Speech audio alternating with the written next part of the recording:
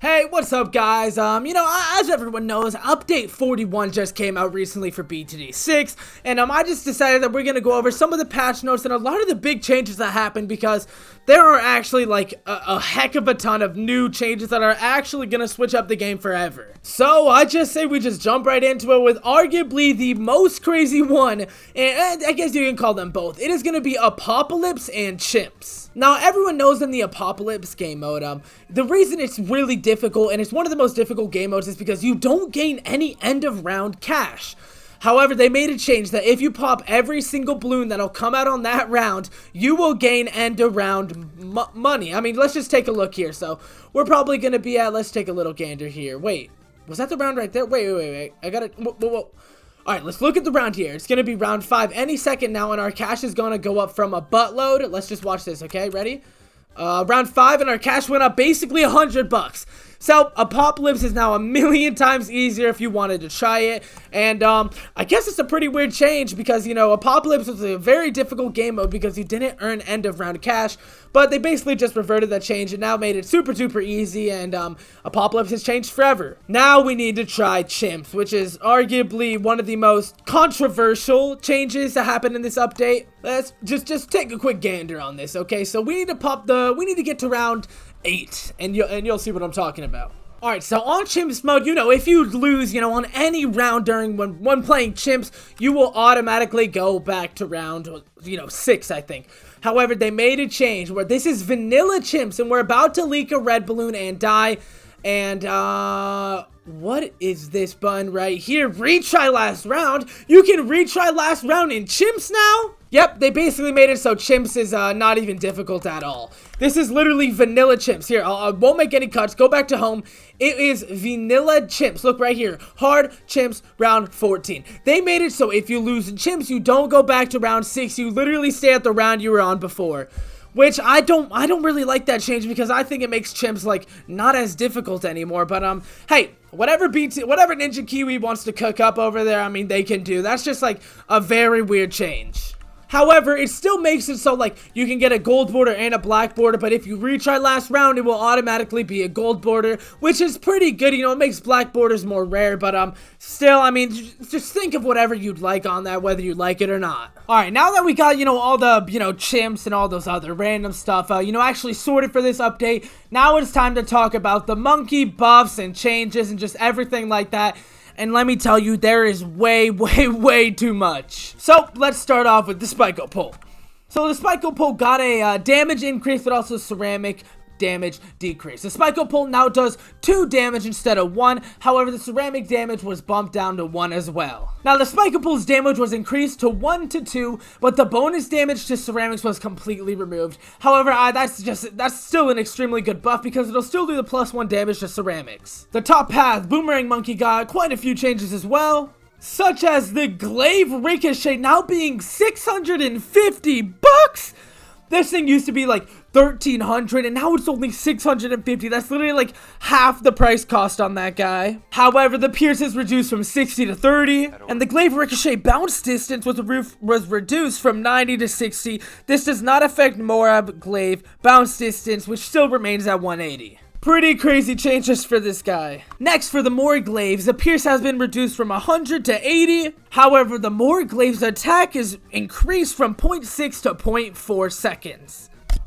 And then lastly, the Glaive Lord changes. Glaive Lord's bounce distance is now from 180 to an infinite. Glaive Lord's little orbital attack, which is these 3 boomerangs, are, instead of being from 0.1 second, it's going to be at 0.08 seconds, so a buff. However, it does not have the +2 fortified ceramic damage. And we're going through monkeys very slowly, so I think I'm going to speed up the pace. Actually, I'll do that after we talk about the Inferno ring changes, because this guy is absolutely overpowered again.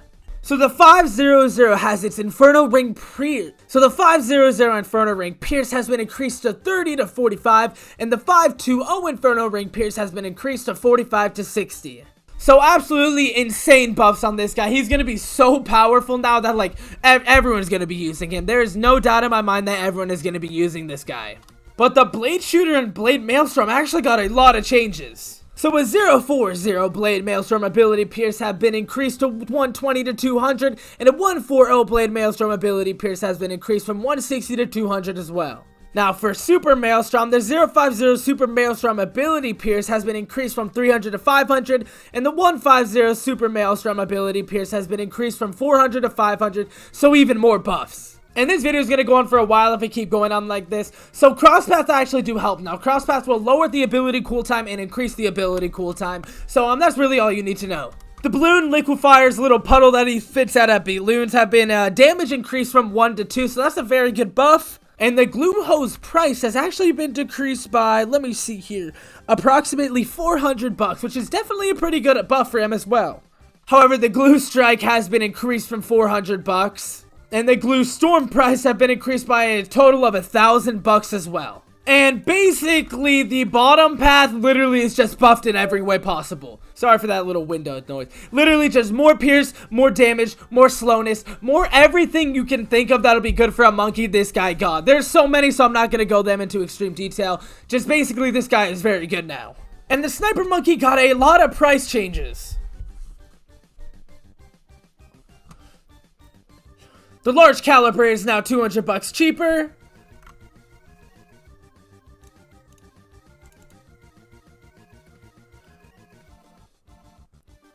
The main Moab costs have been increased by 260 bucks. The main Moab has been increased by 250 bucks. Night vision goggles is 50 bucks cheaper. Bouncing bullet is 400 bucks cheaper. Even faster firing is now 50 bucks more expensive. Semi-automatic is now $100 cheaper. Full auto rifle is now 150 bucks cheaper. And elite defender is 200 bucks more expensive. So a lot of sniper price changes. And the sub got way too many changes for me to list off, and I don't even know what any of these things mean. So pause the video and read this if you want, but I'm not reading that. That's way too much.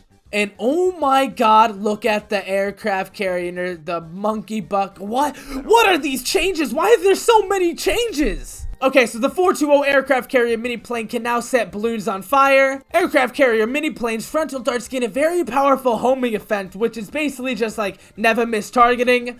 Aircraft carrier mini plane frontal darts damage increased from 1 to 2. Aircraft carrier mini plane frontal darts pierce reduced from 9 to 4. That's a very bad buff. Aircraft carrier mini plane radial darts damage increased from 2 to 4, another good buff.